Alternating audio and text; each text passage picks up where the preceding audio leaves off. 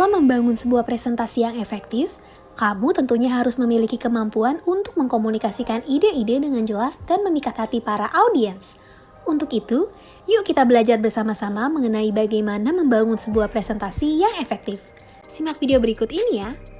Sebelum mulai, kita kenalan dulu yuk. Kami dari tim 11 kelas Teknologi Pendidikan B 2021 Universitas Negeri Jakarta yang beranggotakan Viola Maharani Zamira Ayu, Muhammad Dafa Raihan, Safina Yasmin Aurelia. Tujuan pembelajaran umum dalam video berikut yaitu penonton diharapkan mampu mengimplementasikan ketiga tahapan presentasi efektif yang terdiri dari perencanaan, persiapan, hingga presentasi dengan baik.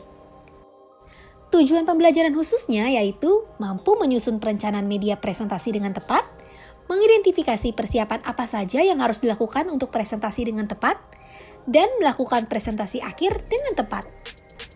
Tahukah kamu, dalam membangun sebuah presentasi yang efektif, terdapat 3 tahapan yang harus kamu lakukan. Tahapan tersebut terdiri dari perencanaan, persiapan, dan presentasi. Sekarang kita akan beralih ke tahap kedua yaitu persiapan. Tetapi sebelum lanjut, pastikan kamu sudah menonton video sebelumnya yaitu tahap perencanaan. Tahap persiapan itu penting, learner, karena merupakan serangkaian langkah yang dilakukan untuk memastikan presentasi berjalan dengan lancar dan efektif. Tahap ini penting untuk membantu presenter mencapai tujuan dan menyampaikan pesan kepada audiens dengan cara yang menarik dan mudah dipahami. Tahap persiapan terdiri dari menentukan desain, melakukan produksi, dan melakukan rehearsal. Yuk kita bahas satu persatu. Dimulai dari yang pertama yaitu menentukan desain. Desain merupakan tahap pemilihan dan pengorganisasian dari elemen verbal dan visual dari presentasi. Terdapat 4 jenis desain untuk memvisualisasikan presentasi kamu yang terdiri dari desain umum, desain instruksional, desain verbal dan visual, dan desain media khusus. Desain umum terbagi menjadi 2. Yang pertama yaitu daya tarik struktural yang diperlukan untuk membagi informasi kompleks menjadi unit kecil dengan menarik perhatian audiens terhadap sekilas topik yang akan dipelajari. Dan jangan lupa susun informasi secara logis.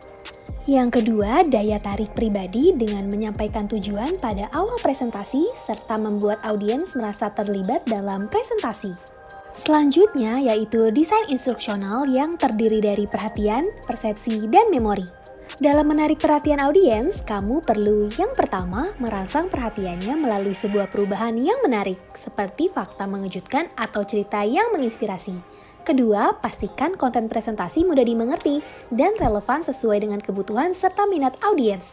Dan yang ketiga, sesuaikan tingkat kompleksitas materi dengan tingkat pemahaman audiens. Dalam persepsi, kamu perlu yang pertama memilih kata-kata yang tepat dan jelas serta hindari penggunaan istilah yang ambigu. Yang kedua, sadari bahwa persepsi setiap individu berbeda-beda. Jadi, sesuaikan presentasi kamu dengan preferensi dan latar belakang audiens. Dan yang ketiga, buatlah hubungan yang jelas antara topik presentasi dan kebutuhan serta minat audiens. Untuk menumbuhkan memori, kamu perlu yang pertama menyajikan informasi yang memiliki relevansi langsung dengan kehidupan audiens. Yang kedua, melibatkan audiens dengan bertanya. Dan yang ketiga, penyusunan mampu memberikan struktur materi yang meningkatkan memori audiens. Kedua contoh gambar di atas menunjukkan implementasi dan keterkaitan desain instruksional yang meliputi perhatian, persepsi, dan memori. Selanjutnya yaitu desain verbal dan visual. Dalam mendesain verbal, kamu perlu yang pertama menggunakan kalimat yang mudah dipahami, serta yang kedua membuat contoh menarik dan akrab bagi audiens. Dalam mendesain visual, kamu perlu yang pertama batasi jumlah kata maksimal 15-20 kata per visual, serta yang kedua buat hanya 1 poin per visual atau gunakan kata kunci. Yang terakhir yaitu desain media khusus terdiri dari flip chart, slide, video, dan media berbasis komputer. Pastikan kamu menciptakan desain yang menarik dan mudah dipahami. Gunakan visual yang relevan dengan topik serta perhatikan tipografi dengan font yang mudah terbaca dan ukuran yang sesuai. Selanjutnya, tahap kedua dalam persiapan yaitu melakukan produksi. Proses produksi sangat bervariasi, tergantung pada produksi media, perangkat keras, perangkat lunak, dan kendala anggaran. Setiap tahapan tersebut membutuhkan perhatian khusus terhadap detail dan kualitas. Jenis media yang diproduksi dapat mencakup video, animasi, audio, dan gambar tergantung pada kebutuhan dan tujuan presentasi.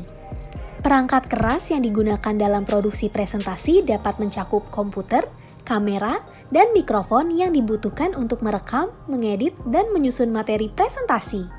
Sedangkan perangkat lunak untuk editing video dan audio sangat penting dalam proses produksi. Contohnya seperti penggunaan aplikasi Adobe Premiere Pro untuk editing video, Adobe Audition untuk editing audio, dan Adobe Photoshop untuk editing gambar. Biaya produksi presentasi juga bervariasi tergantung pada kompleksitasnya. Faktor-faktor seperti durasi presentasi, kualitas produksi, dan jenis media yang digunakan akan mempengaruhi biaya produksi secara keseluruhan.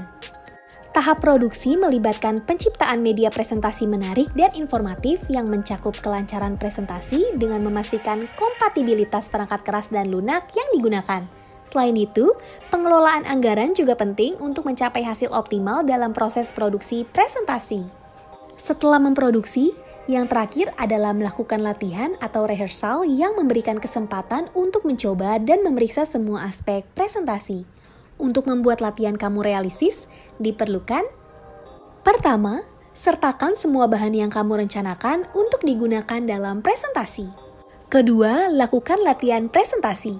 Mintalah seseorang menyaksikan kamu berlatih dan catat masalah yang mereka lihat atau dengar. Ketiga, membuat rekaman video latihan kamu dan menontonnya dengan cermat untuk melihat apa yang perlu diperbaiki. Rehearsal adalah tahap krusial dalam persiapan presentasi. Melalui latihan yang terencana, kamu dapat meningkatkan kualitas penyampaian, memastikan kesuksesan presentasi, menumbuhkan rasa percaya diri, dan kesan profesional saat presentasi berlangsung. Sekian video mengenai tahapan persiapan dalam presentasi efektif. Setelah ini, kita akan masuk pada tahap terakhir yaitu presentasi. Sampai jumpa di video selanjutnya. Selamat belajar, learner!